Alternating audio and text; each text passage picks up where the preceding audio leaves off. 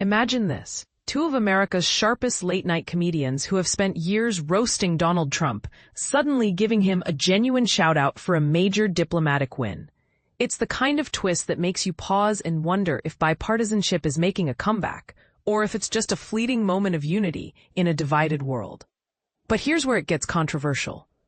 Could this rare praise signal a shift in how we view political figures? Or is it just comedic fodder masking deeper divides? Stick around as we dive into the details of Jimmy Kimmel and Stephen Colbert's surprising tributes following Trump's role in brokering a ceasefire between Israel and Hamas. In a surprising turn of events, hosts Jimmy Kimmel and Stephen Colbert took to their stages on Monday night to acknowledge Donald Trump's efforts in facilitating a historic agreement. This deal led to a temporary halt in hostilities, known as a ceasefire, in the Gaza region, and it ensured the release of all remaining Israeli hostages held by Hamas. For beginners navigating international news, think of a ceasefire as a mutual agreement to stop fighting, giving both sides a breather to negotiate lasting peace. Hostages in this context are individuals forcibly detained, often as leverage in conflicts, and their release is a step toward humanitarian relief. Both comedians, who are no strangers to critiquing Trump, balance their praise with humor and their signature jabs, proving that even in politics, a win is a win. On his program, Kimmel kicked things off with enthusiasm, exclaiming, "What a remarkable day for Donald Trump." He went on to commend the former president for taking a proactive step toward positivity, noting that Trump isn't exactly one to pat himself on the back. "Sure, we're just scratching the surface of what promises to be a complex and challenging journey," Kimmel elaborated. "But the reality is undeniable. The bombardments have ceased and those hostages are free. Trump played a role in that, so let's hand him his due, even if it feels a bit surreal." To keep the energy light, he quipped about Trump's ambitions, suggesting he might next turn his attention to domestic issues, like avoiding actions that could escalate tensions elsewhere. Perhaps he could steer clear of disrupting places like Portland, Kimmel suggested with a wink, referencing past controversial events.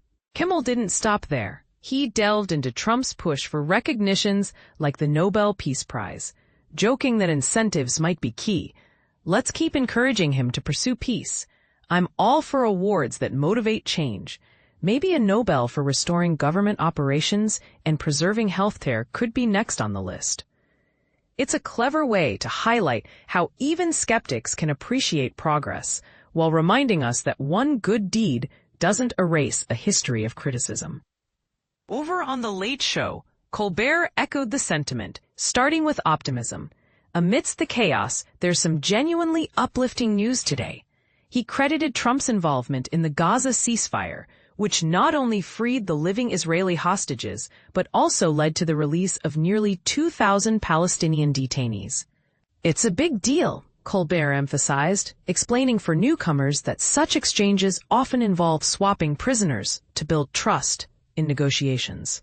Credit goes where it's earned. Donald Trump achieved something worthwhile here. In a humorous aside, he glanced off camera and pretended to check on his show's fate, poking fun at rumors of cancellation by saying, "Are we really done? I thought this might save us." It's a lighthearted reminder that even comedians face their own professional uncertainties. But Colbert quickly pivoted to a more serious tone, playing a clip of Trump dismissing notions of heavenly rewards. "I find myself agreeing with Donald Trump on this," he stated, shifting gears to address Trump's domestic policies. While praising the Middle East efforts, Colbert expressed deep concern over what he sees as aggressive actions in the U.S., particularly targeting Chicago, a city he called home for more than a decade. As Trump works to foster peace abroad, he's simultaneously fueling conflict at home, he argued, detailing how Immigration and Customs Enforcement, ICE, agents have been conducting raids in neighborhoods, including near schools, detaining immigrants regardless of legal status, and even arresting American citizens without proper legal proceedings.